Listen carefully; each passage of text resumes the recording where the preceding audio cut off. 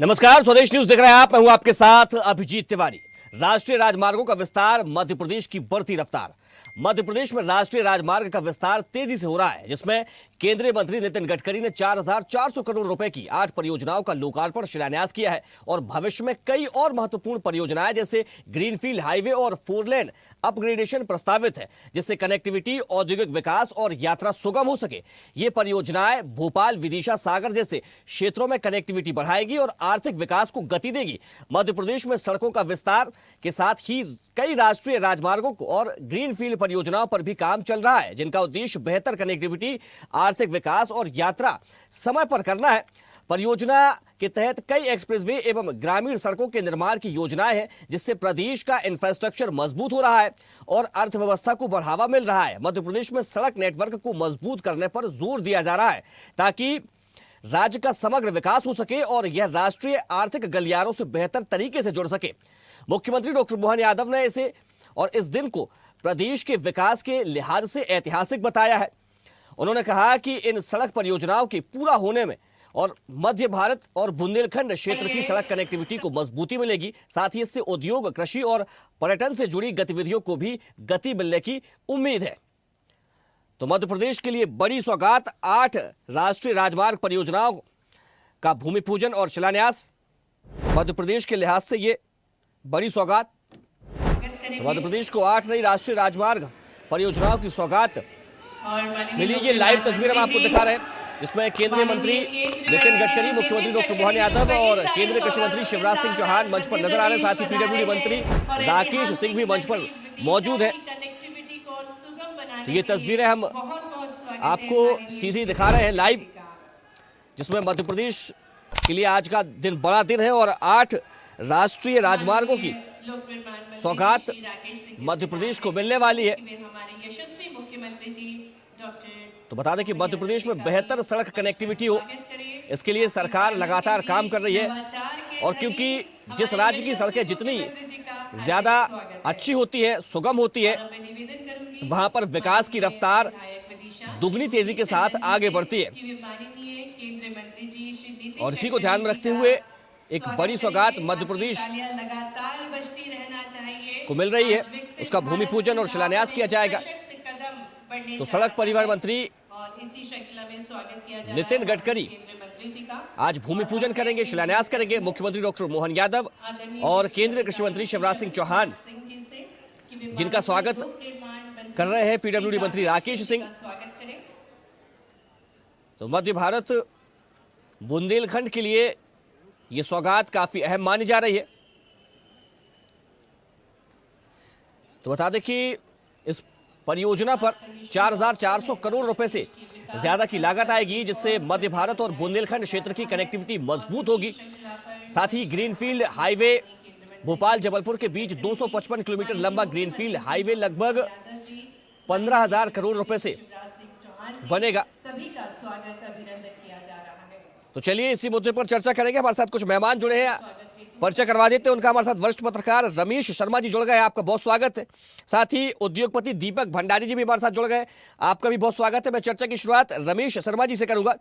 रमेश जी कहते हैं कि यदि किसी प्रदेश के विकास को देखना है तो वहां की सड़कों को देखें, क्योंकि जब सड़कें बेहतर होती है तो विकास की जो रफ्तार है वो और तेजी से आगे बढ़ने लगती है। और आज का दिन मध्य प्रदेश के लिए बड़ा दिन है। 8 राष्ट्रीय राजमार्गों की जो परियोजना है उसका भूमि पूजन और शिलान्यास किया जा रहा है, क्या कहेंगे?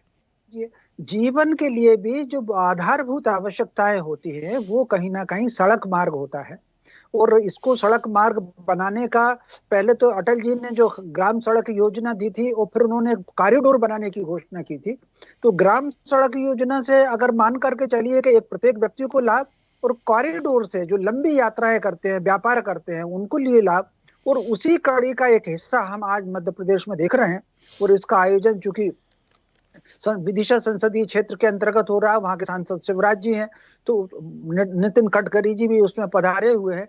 तो स्वाभाविक रूप से राजमार्गों की शुरुआत की ये जो बात हुई है, विशेषकर बुंदेलखंड का हिस्सा और विदिशा का ये पट्टी कई दिनों तक बहुत उपेक्षित रही है।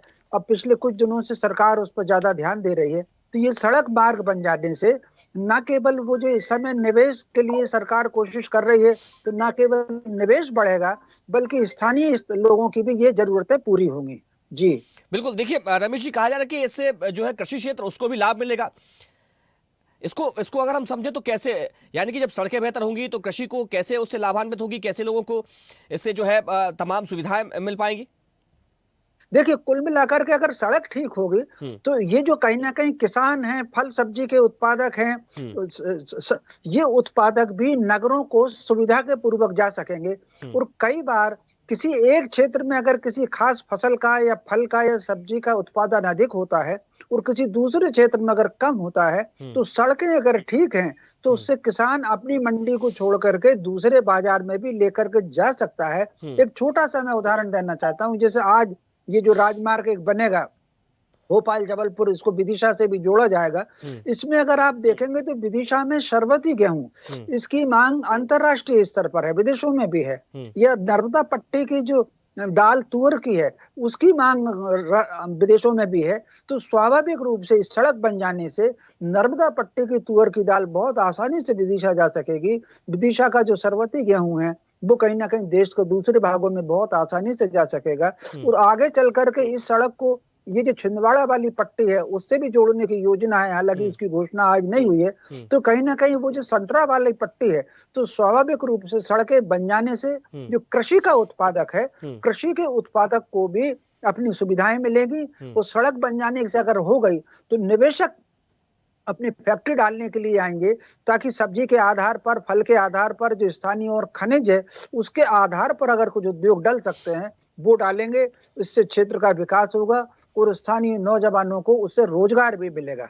जी, यानी कि सड़क बेहतर होगी तो आवागमन सुगम होगा, और उसके बाद जो भी किसान है या जो भी अपनी फसल एक क्षेत्र से दूसरे क्षेत्र में ले जाना चाहते हैं उनको सहूलियत होगी, और अब उनको किसी प्रकार की कोई परेशानी नहीं जाएगी किसी दूसरी मंडी तक पहुंचने में या अपना माल कहीं ले जाने में। निश्चित रूप से वाकई ये सही बात है कि सड़क अगर अच्छी होती है, इसके अलावा सड़क जो है वो इसके लिए तो महत्वपूर्ण है ही, किसान की फसल को मंडी तक ले जाना, दूसरे नगर में ले जाना। लेकिन सड़क अगर आप दैनिक जीवन में भी देखें, कई बार बीमार व्यक्ति अगर होता है तो उसको जल्दी अस्पताल ले जाने की कोशिश होती है, गांव से उसको विदिशा लाना, विदिशा से भोपाल लाना या और किसी बड़े नगर जाना। अगर रोड अच्छा है तो स्वाभाविक रूप से कहीं ना कहीं हम चिकित्सा के लिए किसी बड़े अस्पताल में, बड़े नगर में सुविधा के साथ जा सकते हैं। पिछले दिनों अगर आपने देखा होगा, एक हार्ट ऑपरेशन में हार्ट को जिस तरीके से लेकर के गए तो तभी संभव हो पाता है जब रोड अच्छा हो। तो सड़क का अच्छा होना प्रत्येक व्यक्ति के लिए, बीमार के लिए भी, किसान के लिए भी, आवागमन के लिए भी, तीर्थाटन के लिए भी सड़क का अच्छा होना। बच्चे कई बार बड़े स्कूल में पढ़ते हैं, अगर सड़क अच्छी है तो 5 किलोमीटर भी जा सकते हैं। एक समय हुआ करता था जब आवागमन के साधन नहीं थे और केवल गांव तक सीमित थे, तो बच्चे दूसरे गांव तक भी पढ़ने नहीं जा पाते थे। सड़कें अगर अच्छी हैं तो बच्चे दूर तक जा सकते हैं। मान लीजिए नगर में कोई बच्चा पढ़ रहा है, सड़क अगर अच्छी है तो रविवार को, शनिवार को अपने घर भी आ सकता है। तो स्वाभाविक रूप से सड़कों का अच्छा रहना जीवन की हर दिशा के लिए, जीवन के हर आयाम के लिए ये बहुत महत्वपूर्ण है। सरकारी ये कार्य कर रही है। जी, ठीक है दीपक जी, देखिए आज मध्य प्रदेश को बड़ी सौगात मिलने वाली है, और बतौर उद्योगपति मैं आपसे जानना चाहूंगा कि जब भी कोई उद्योगपति या निवेशक किसी भी प्रदेश में पहुंचता है, अपना उद्योग स्थापित करता है, निवेश वहां पर करता है, तो सड़कों की क्या भूमिका वहां पर होती है और सड़कें कितनी अहम होती हैं? वो सबसे महत्वपूर्ण होती है, क्योंकि जैसा कि अभी शर्मा साहब ने बताया कि सड़कों के बगैर तो कई प्रकार की मुसीबतें खड़ी हो जाती है, लेकिन उद्योग तो बगैर सड़कों के चल ही नहीं सकते हैं। आज देखिए, हम लोग एक गोल्डन क्वाड्रिलेटरल के सेंट्रल में बैठे हुए हैं, जैसा कि शर्मा साहब ने बताया कि नितिन गडकरी साहब ने आज अटल जी के समय से ये काम शुरू हुआ था और अभी भी वो काम युद्ध स्तर पर जारी है। तो जो काम सड़कों ने किया है, आज अमेरिका की भी यदि हम प्रोग्रेस देखते हैं तो वो जो इतना बड़ा कॉन्टिनेंट है और इतना बड़ा देश है, तो वो पूरे महाद्वीप को और पूरे देश को सड़कों के द्वारा जोड़ा गया है, तभी जाकर उन्होंने इतनी उन्नति की है। और उसे बनाने में उनको 250 से 300 साल लगे हैं, एक दिन में नहीं बनी है वो। लेकिन उन सब का कितना फायदा आज अमेरिका को भी मिला कि वो विश्व की एक महाशक्ति बन गया। तो सड़क यातायात, रेल यातायात और जहाज यातायात और हवाई यातायात, ये चारों सभी बिजनेस को कनेक्ट करते हैं, और जितनी अच्छी कनेक्टिविटी इन सभी की होगी तो उतना ही बिजनेस बढ़ेगा। और जब तक तो सड़कें नहीं दीपक जी क्या बनेगी ये तब कह तक सकते हम हैं कि जब सड़क पर रफ्तार दिखेगी तभी विकास की रफ्तार भी बढ़ेगी? बिल्कुल बढ़ेगी। क्योंकि आज देखिए, आज इतना बड़ा जो दिल्ली मुंबई इंडस्ट्रियल कॉरिडोर बन रहा है वो इसीलिए बनाया जा रहा है कि एशिया का ग्रोथ इंजन बने वो। आज वो 6-7 राज्यों में से होकर जब वो कॉरिडोर गुजर रहा है और उसके आजू बाजू दोनों तरफ इंडस्ट्रियल बेल्ट बनाया जा रहा है, जिसमें सभी प्रकार की मैन्युफैक्चरिंग की सुविधा भी होगी और रहवासियों के लिए भी, जो लोग उन इंडस्ट्री में काम करेंगे, और साथ साथ दूसरी इंडस्ट्रीज भी आएगी। अगर लोग आवागमन करेंगे तो होटल आएंगे, रेस्टोरेंट आएंगे और तमाम प्रकार की एंसेलरीज आएगी जो बड़ी बड़ी इंडस्ट्रीज को सपोर्ट करे। और सबसे बड़ी बात, जो बंदरगाहों से जुड़े हुए रास्ते हैं वो सबसे महत्वपूर्ण है। क्योंकि आज हमारे पास में मध्य प्रदेश के कांडला पोर्ट है, आपके गुजरात में सबसे ज्यादा पिपावाव पोर्ट है, मुंबई में है, महाराष्ट्र में काफी सारे पोर्ट हैं, यहाँ कोकण के पोर्ट हैं, गोवा के पोर्ट हैं। तो ये सब मैक्सिमम मध्य प्रदेश से जो कारोबार किया जाता है वो रोड के, सड़क के माध्यम से किया जाता है। तो जब तक ये कारोबार कनेक्टिविटी से नहीं जुड़ेगा तब तक इसमें ग्रोथ नहीं दिखेगी, वृद्धि नहीं दिखेगी। तो ये तो बेसिक चीज है। तो आने वाले समय में इसका बहुत फायदा मिलेगा। आज हम थर्ड लार्जेस्ट इकोनॉमी की तरफ जा रहे हैं। आज हमारी ग्रोथ जो 7% से 8% है, पूरे विश्व में 2-3% की ग्रोथ है। तो वो ग्रोथ इन्हीं सब कारणों की वजह से, और आने वाले समय में ये ग्रोथ में और उत्तरोत्तर वृद्धि होगी। इससे रोजगार भी बढ़ेगा, इससे सारे ट्रांजैक्शन भी बढ़ेंगे और सभी प्रकार से मतलब सर्वांगीण विकास होगा। क्योंकि सड़कों के आसपास हम जानते हैं कि नए नए लोग आके बसते हैं, तो नई बस्तियां बनती है, तो वहाँ पे भी कारोबार बढ़ता ही है। बिल्कुल बिल्कुल। देखिए रमेश जी, दीपक जी जिस बात का जिक्र कर रहे हैं, अगर हम इसको पहले देखें तो जहां नदियां हुआ करती थी वहां गांव बसाए गए, वहां पर कई सभ्यताएं के आज भी अवशेष मिलते हैं और आज भी कई गांव की बसाहट नदियों किनारे रहती है, कई शहर नदियों किनारे हैं। तो जहां जहां नदियां हुई वहां वहां लोगों ने अपना जीवन का साधन ढूंढा, वहां पर लोग बसाए गए। और अब लेकिन जहां जहां सड़कें होती है वहां पर लोग अपना कारोबार शुरू कर देते हैं। जिस गांव से सड़क निकलती है, जिस शहर से सड़क निकलती है, वहां पर तमाम निर्माण कार्य शुरू हो जाते हैं। तो रोजगार की एक नई शुरुआत कह सकते हैं इसको। ठीक कहा, और दीपक जी ने भी बिल्कुल ठीक कहा। आप जो, जैसा आपने कहा कि जीवन जो है हमेशा गतिमान रहता है, यानी उसको चलना है। आरंभिक विकास में अगर आप देखें तो वो मार्ग उन्होंने नदियों के मार्फत ही चलने फिरने के, नाव से जाना, ये समुद्री मार्ग बना निकाले। समय के साथ जब विकास हुआ तो फिर सड़कों का निर्माण भी आरंभ हुआ और उसमें पहले घोड़ों से चलने वाली सड़कें बनी। अब चूंकि कार आ गई तो इसके लिए एक अच्छी सड़क भी चाहिए। तो स्वाभाविक रूप से सड़क जो है सभ्यता के विकास का एक अंग है। अगर हमको सभ्यता के साथ चलना है तो जैसा दीपक जी ने कहा कि हम इस समय 4th इकोनॉमी है और हम 3rd इकोनॉमी की तरफ जा रहे हैं, तो उसके लिए कहीं ना कहीं आपको गतिमान तो होना ही पड़ेगा, औद्योगिक दृष्टि से भी होना पड़ेगा। और औद्योगिकरण जैसा बढ़ेगा, फसल का उत्पादन जैसा बढ़ेगा, ये दो ही चीजें हैं जो मुद्रा का प्रसार बढ़ाती हैं। एक उद्योग व्यापार बढ़ाता है, दूसरा कृषि बढ़ाता है। क्योंकि जैसे जैसे उपभोक्ता बढ़ेंगे तो उसमें मनी का जो रोटेशन होगा, उससे जो हमारी इकोनॉमी 3rd 4th के बजाय हम 3rd पर आएंगे। तो कहीं ना कहीं आधारभूत दृष्टि से आप देखें तो सड़क है आज के जीवन के लिए, आपके विकास के लिए बहुत महत्वपूर्ण आयाम है। और मध्य प्रदेश सरकार और भारत सरकार उसी को अपनी प्राथमिकता दे रही है। जी, यानी कि ये कह सकते हैं कि कहने में तो सिर्फ सड़क बनाई जा रही है, लेकिन उससे कितने लोगों का जीवन बदल जाएगा, कितने लोगों को रोजगार मिलेगा और कितनी सारी चीजें उससे कनेक्टेड है, ये एक सड़क कहने के अलावा बहुत सी चीजों को भी दर्शा रहा है। सही जी बिल्कुल, आप बिल्कुल ठीक बोल रहे हैं। आज जो कनेक्टिविटी दमोह की बात करें हम, या जो रीवा है, सीधी है, जबलपुर से जो जा रहा है, बैतूल है, या जो आदिवासी क्षेत्र है हमारा धार के आसपास का, तो ये बहुत इंटीरियर था और यहाँ पे डेवलपमेंट में बरसों लग गए और कई सरकारें आई, कई सरकारें गई। और मध्य प्रदेश की जो स्थिति थी वो मैन्युफैक्चरिंग क्या किसी भी क्षेत्र में आगे नहीं हो पाई। और हम लोग जब दिल्ली जाते थे तो मध्य प्रदेश को मंध्र प्रदेश के नाम से संबोधित करते थे कई लोग। लेकिन आज के कालांतर में जो स्थिति बनी है उसमें एक्सपोर्ट में काफी ग्रोथ हमने देखी। 2 महीने पहले आंकड़े आए, तो यह दर्शाते हैं कि किस प्रकार से उद्योग का जो विकास किया जा रहा है, जो सरकारी प्रयत्न है, और साथ साथ यहाँ की जनता भी जागृत हुई है। यहाँ के उद्योगपति, यहाँ के जो नए जो बच्चे आए हैं जिन्होंने स्टार्टअप चालू किए हैं, जो एमएसएमईज थी उनके प्रोडक्शन बढ़े हैं, उन्होंने एक्सपोर्ट मार्केट शुरू किया है। तो चहुमुखी विकास के आयाम जो बिल्कुल। खुले और हैं दीपक जी, मैं आपको एक और उसमें ये बता दूं कि ये जो परियोजनाएं मिल रही राष्ट्रीय राजमार्ग की, इसके अलावा अगर हम 2024-25 के आंकड़ों पर नजर डालें तो अकेले एमपीआईडीसी ने 1127 किलोमीटर की सड़कें बनाई है 1 साल के भीतर, और ये सिर्फ एमपीआईडीसी ने बनाई है। तमाम दूसरे विभाग भी है जो सड़कें बनाने का काम करते हैं, यानी कि सड़कों का जाल मध्य प्रदेश में पूरी तरीके से बिछाया जा रहा है।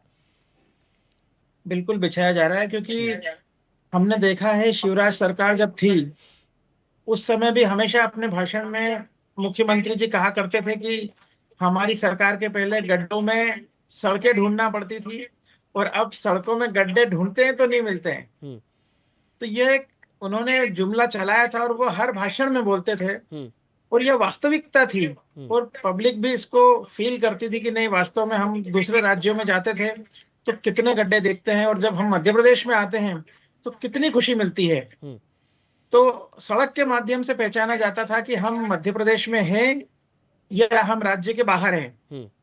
तो इसके लिए शासन प्रशासन दोनों को बधाई देनी चाहिए, और जनता जनार्दन की भी जो जागरूकता थी, उन्होंने शक्तिशाली सरकार का गठन किया और शक्तिशाली सरकार ने एक जिजीविषा के दम पे कार्यों को अंजाम दिया, जो कि आज हम मूर्त रूप देख रहे हैं। इंदौर एक बहुत बड़ा औद्योगिक शहर है और मध्य प्रदेश में उससे बड़ा कोई शहर नहीं है, और यहाँ पे 15 से 20 इंडस्ट्रियल एरिया है जो कि 150-200 सालों से पल्लवित हो रहे थे, और यहाँ पे 150 साल से कपड़ा मिलें भी थी यहाँ पे, जो कि पूरे विश्व में एक्सपोर्ट किया जाता था। लेकिन जो औद्योगिक क्षेत्र थे वहां पे सड़कें नहीं थी, एक ट्रक जाम हो जाती थी तो 24 घंटे और 30 घंटे तक जाम लगा रहता था, सारी इंडस्ट्री का रॉ मटेरियल सप्लाई बंद हो जाता था, रिक्शा पलट जाती थी, कई बार कैजुअलिटी भी होती थी। लेकिन आज हम सांवेर रोड, किला मैदान, लक्ष्मीबाई नगर, तमाम प्रकार के इंडस्ट्रियल एरिया में जाते हैं तो वहां पे अच्छी सड़कें दिखती है, सड़कों के साथ साथ स्ट्रीट लाइट दिखती है, और आजू बाजू में जो गुंडा तत्व थे, जो फैक्ट्री वर्कर्स के साथ लूटपाट किया करते थे या जो भी अराजकता फैलाते थे, वो अब नहीं है, क्योंकि अच्छी सड़कें हैं और लाइटें होने की वजह से उनको भी डर रहता है कि यार कोई भी पकड़ लेगा। तो दूसरी बात, दीपक जी, मध्य प्रदेश के ट्रक भी वहां पे मुख्यमंत्री डॉक्टर जाते मोहन हैं, यादव कई ने बार जो सपना एक्सेल देखा है टूट मध्य जाते थे। प्रदेश को लॉजिस्टिक्स का हब बनाने का, क्या अब वो बिल्कुल समय आ गया है? देखिए, लॉजिस्टिक का जो हब की बात आप कर रहे हैं वो एक आवश्यकता है। अगर हम दुबई की बात करें या सिंगापुर की बात करें तो यह आज बहुत बड़े लॉजिस्टिक हब हैं, जिन्होंने टोक्यो को भी पीछे कर दिया, जो एक समय में जापान का लॉजिस्टिक हब था और पूरे वर्ल्ड का बिजनेस वहां से होता था। आप लंदन को देखिए, लंदन भी लॉजिस्टिक के दम पे ही आगे बढ़ा। आप न्यूयॉर्क को देखिए, न्यूयॉर्क में जो लॉजिस्टिक के पोर्ट बनाए गए थे उसके दम पे ही वो आगे बढ़े, और उसी की कॉपी शेख ज़याद साहब ने करी दुबई में, और सिंगापुर में भी वही। और हम लोग भी आज माननीय मोदी जी के नेतृत्व में एक सपना देख रहे हैं धोलेरा का और ग्रेटर निकोबार। तो ये अगर 2 लॉजिस्टिक के हब इंडिया के बनते हैं तो ये मल्टी लॉजिस्टिक हब रहेंगे, जिसमें आपका सी पोर्ट भी रहेगा, एयरपोर्ट भी रहेगा, आपकी सड़कें भी रहेगी, और दूसरा रेलवे का भी डायरेक्ट कनेक्टिविटी रहेगी। तो जब ये कनेक्टिविटी भारत के महानगरों से और जो टीयर 2, टीयर 3 सिटीज से जुड़ेगी, तब लॉजिस्टिक का कमाल भारत पूरी दुनिया को दिखाएगा, और उसका फायदा नो डाउट मध्य प्रदेश को मिलेगा, क्योंकि हम तो केंद्र में हैं। क्योंकि नॉर्थ ईस्ट से भी गाड़ी जाएगी तो यहीं से जाना है, दिल्ली से जाना है तो यहीं से जाना है, साउथ से जाना है तो यहीं से जाना है, और कश्मीर या लद्दाख में जाना है तो भी यहीं से जाना है। तो कुल मिला के रिवेन्यू जनरेशन का काम होगा, टोल टैक्स बढ़ेगा, मध्य प्रदेश सरकार के हाथ में काफी ऐसे सोर्स रहेंगे जिससे उनकी रिवेन्यू जनरेशन होगी। ठीक है, क्या क्या कहेंगे रमेश जी? नहीं, निश्चित रूप से ये बात बिल्कुल सही है कि जैसे जैसे लॉजिस्टिक हब बढ़ेगा, मध्य प्रदेश का विकास उससे बढ़ेगा, और चूंकि मध्य प्रदेश केंद्र में है, इसकी कनेक्टिविटी पूरे भारत के हर कोने में है, तो स्वाभाविक रूप से उसका लाभ देश को भी मिलेगा और मध्य प्रदेश को भी मिलेगा। जी बिल्कुल। और देखिए अभी तमाम सारी बातें दीपक जी ने कही है किस प्रकार से रोजगार को लेकर, उद्यम को लेकर। और जब हम सड़कों की बात करते हैं, तमाम सारे जो निवेशक होते हैं वे जब भी किसी राज्य में पहुंचते हैं सबसे पहले देखते हैं कि वहां की जो भौगोलिक स्थिति है, वहां की सड़कें कैसी है, पानी की क्या व्यवस्था है, बिजली की क्या व्यवस्था है। और अब इन सभी चीजों में मध्य प्रदेश लगातार आगे बढ़ता जा रहा है, अग्रणी बनता जा रहा है। नहीं, निश्चित रूप से ये जो तीनों चीजें हैं, सड़क, पानी और बिजली, ये आधारभूत आवश्यकताएं हैं। और अब हम बिजली का हम लोग निर्यात भी करने लगे हैं, और सड़क हम अब ऐसी बनाने लगे हैं कि किनारे से अगर निकलने के बजाय मध्य प्रदेश के बीच में से निकलना, तो स्वाभाविक रूप से सड़क के मामले में, पानी के मामले में, बिजली के मामले में मध्य प्रदेश बहुत आगे बढ़ा है। और यही कारण है कि निवेश में जो अभी जो निवेश समिट हुई है, और उसमें एक प्रकार का हमने कीर्तिमान स्थापित किया है, और मध्य प्रदेश कई मामलों में दूसरे तीसरे क्रम पर आ गया है। तो स्वाभाविक रूप से उसमें जो सबसे बड़ा महत्वपूर्ण योगदान निवेशकों की जो पसंद का रहा है, वो पानी और बिजली रहा है। और मध्य प्रदेश पानी और सड़क रहा है। और मध्य प्रदेश सड़क और पानी के मामले में अब आगे आने की जो कोई प्रयत्न कर रहा है, इससे मध्य प्रदेश की जो प्रगति होगी, मैं समझता हूँ।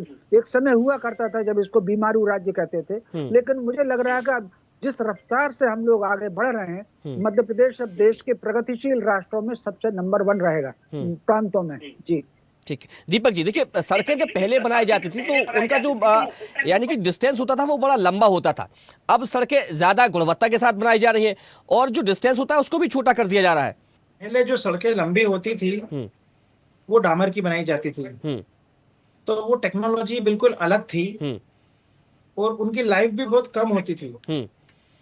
और आज जो सड़कें हैं वो हेवी कंक्रीट की बनाई जाती है, और इनका जो टाइम स्पान है, जो लाइफ है, वो भी काफी अधिक होती है। और दूसरी बात, आज जो उस पर चलने वाले वाहन हैं वो भी पूरी तरह से बदल चुके हैं। आज जो नई गाड़ियां हैं उनकी स्पीड 100 के ऊपर होती है, कुछ गाड़ियां हैं वो 200 से ऊपर चलाते हैं या 150 के ऊपर होती है। तो पहले जो गाड़ियां थी वो 50 के ऊपर चलती थी। तो 50 से 100 और 100 से 150 की जो गति है, तो उस गति के बीच में आपको सड़कों का जो एडवांसमेंट है वो विश्व स्तरीय होना जरूरी है। क्योंकि बिल्कुल, सारी बिल्कुल। गाड़ियां आजकल कहीं भी बने दुनिया के किसी भी कोने में, चाहे वो ट्रक हो, बस हो, एम्बुलेंस हो, या डोमेस्टिक जो व्हीकल होते हैं, स्कूटर हो, कार हो, बाइक हो, तो सब पूरी दुनिया में कहीं भी बनते हैं और बिकते हैं सब जगह।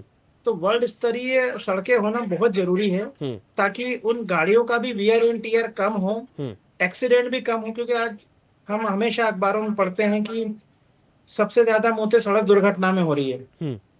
तो जब इतनी फास्ट गाड़ियां बनेगी तो उस लेवल की सड़कें होना बहुत जरूरी है, नहीं तो आप कैसे दुर्घटनाओं को कंट्रोल करोगे। बिल्कुल ठीक है। रमेश जी, एक आखिरी टिप्पणी, जो सौगात आज मध्य प्रदेश को मिल रही है इसको लेकर क्या कहेंगे? कितनी अहम ये सौगात और मध्य प्रदेश के विकास में कितनी ज्यादा इसकी भूमिका देखने को मिलेगी? तो निश्चित रूप से ये मध्य प्रदेश को जो सौगात मिली है, ये वाकई बहुत अच्छी है। और इसके लिए मैं समझता हूँ हमारे मुख्यमंत्री डॉक्टर मोहन यादव जी को और कृषि मंत्री हमारे जो शिवराज जी हैं केंद्र सरकार में, उन दोनों को इसका श्रेय जाता है। कहीं ना कहीं वो जिस आत्मीयता के साथ लेकर आए, वो फिर भारत सरकार ने इसमें फंड रिलीज किया और खुद इसका शुभारंभ करने के लिए नितिन गडकरी जी आए। मैं समझता हूँ मध्य प्रदेश को ये बहुत अच्छी सौगात है। और जब ये सारा कॉरिडोर बन जाएंगे, सारे लिंक बन जाएंगे, मैं समझता हूँ तब मध्य प्रदेश का जो स्वरूप होगा वो बिल्कुल अलग होगा, जो हमारे यहाँ औद्योगिक विकास के लिए भी, हमारी पर्यटकों को भी इसमें आकर्षित करेगा। मैं समझता हूँ इसके बन जाने से बहुआयामी विकास की ओर मध्य प्रदेश बढ़ेगा। जी चलिए, इस चर्चा को यहीं विराम देना पड़ेगा। हमारे साथ जुड़ने के लिए रमेश शर्मा जी आपका बहुत शुक्रिया, और दीपक भंडारी जी आपका भी बहुत धन्यवाद। तो मध्य प्रदेश के विकास की रफ्तार एक बार फिर से बढ़ने वाली है, क्योंकि मध्य प्रदेश को 8 राष्ट्रीय राजमार्ग की परियोजनाओं का शिलान्यास और भूमि पूजन किया जा रहा है। और ये बड़ी सौगात मध्य प्रदेश के लिए, क्योंकि जब सड़कें बेहतर होंगी तो तमाम जो उद्योगपति हैं, निवेशक हैं और खुद मध्य प्रदेश के रहवासी और मध्य प्रदेश के जो रहने वाले लोग हैं, चाहे किसान हो, आम जनता हो या दूसरे तमाम लोग हों, उनका सफर आसान हो जाएगा और मध्य प्रदेश के विकास में एक ये नई तस्वीर जुड़ने वाली है। फिलहाल चर्चा में इतना ही। देखते रहिए स्वदेश न्यूज, सबसे पहले देश। देखते रहिए स्वदेश न्यूज। अगर आप इस वीडियो को सोशल मीडिया हैंडल फेसबुक या इंस्टाग्राम पर देख रहे हैं तो हमें फॉलो करें। अगर यूट्यूब पर देख रहे हैं तो सब्सक्राइब करें और बेल आइकन दबाना ना भूलें।